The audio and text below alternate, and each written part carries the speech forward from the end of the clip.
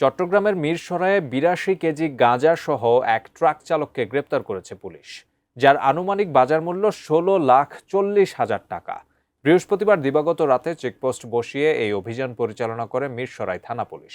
গ্রেপ্তারকৃত আসামি মাশরাফ উদ্দিন রাহাত ফেনী সদর উপজেলার সুন্দরপুর এলাকার আব্দুর রবের ছেলে।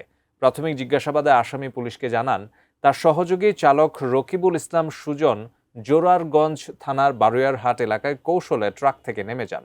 পরে তাকে ট্রাকটি চট্টগ্রাম শহরে নিয়ে যেতে বলেন। বিষয়টি নিশ্চিত করে মিরসরাই থানার ভারপ্রাপ্ত কর্মকর্তা ফরিদা ইয়াসমিন জানান, এই ঘটনায় জড়িতদের বিরুদ্ধে মাদকদ্রব্য নিয়ন্ত্রণ আইনে মামলা দায়ের হয়েছে। পলাতক আসামিকে গ্রেপ্তারেও তাদের অভিযান চলছে।